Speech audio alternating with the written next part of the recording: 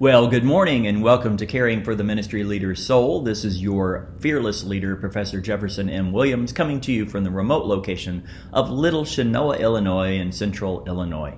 Welcome to week 1, day 1. 8 weeks from now, we'll be done. It'll be warm here, finally, but it's going to be, in these videos, I'll talk a lot about the weather because it frustrates me that I live here. I've lived here for 20 years and it snows in March and April. And I know some of you are probably walking around in shorts and you have tan lines and whatever, okay? So, all right, I am excited about this class. I will tell you, you've already figured out, squirrel, I'm a little ADD, so it's okay. Caring for the Ministry Leader's Soul, I believe, is one of the most important classes you will ever take at Moody. I did not have this class, a class like this in seminary. I wish I had. Because if you watched my expectations video, I told you that I fell down. I ran 13 years hard, did not take care of my soul. Jeff can juggle, 4 balls. Let's give him 16. And then I juggle 16 and they're like, oh, give him 20. That's exactly what happened. Nothing unethical, illegal, immoral, nothing. I just fell down. I just got so tired I couldn't do it. And looking back on it, that wasn't the church's fault, it was mine. I should have said no more. So 5 years out of the ministry, I worked at a hotel. I opened a hotel, actually. You should make a TLC show out of that, like a reality show, opening a hotel. It was fascinating. I subbed at the junior high. I did private practice. I'm a counselor. And swore I'd never go into ministry again. And God said, ha! And so now I'm the lead pastor of a little church, a little county seat Baptist church, and I'm loving it. And I'm doing things very differently. And so hopefully I can share with you some of those things I've learned. So this week is week 1, day 1. You're going to be reading a book called Sensing Jesus by Zach Eswine. I believe it's one of the best books you've ever read. There's another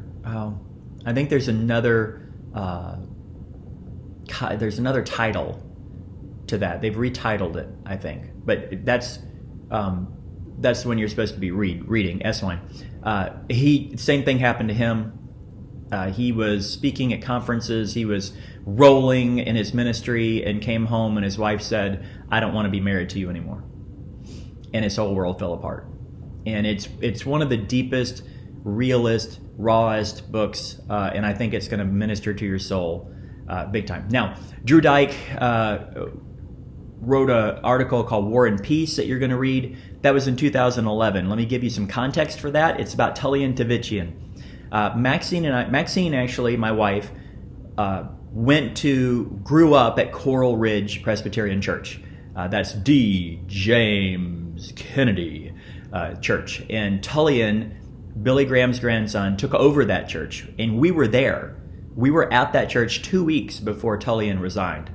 So you're going to read this article about how Tullian came in and how he changed things and how he got it, all this stuff happened. And I just want you to know, if you don't know the rest of the story, Tullian committed adultery, not once, but several times, and was out of the ministry. He is now back in the ministry. I believe that's too quick, but he started a new church. All of these celebrity mega pastors seem to fall, and then all of a sudden they're starting new churches over again. So I don't know. You may feel differently than I do, but I think it needed more time than that. But just keep that in mind when you talk about when you read this article and you interact with it about change and about how pastors navigate things like that. Okay, so your first assignment is going to be 1 Samuel 30, verse 6, and David strengthened himself in the Lord his God. So as he sat there and looked around, everyone wanted to kill him. His wives, and their wives and all their stuff and all their kids had been taken, and the guys, all these rebel rousers that he had with him, all turn and say, let's kill David. So what do you do? What do you do when it's just you? So you're going to write a 2-page paper. You don't have to cite anything. You can if you want to. If you do, remember MLA format. Make sure that you make sure that you proofread this. Okay, even though it's a small paper, I expect college level writing. And then your discussion question is very simple. Just from the reading, what challenged you, inspired you, helped you? That's it. That's all you have to do. Okay?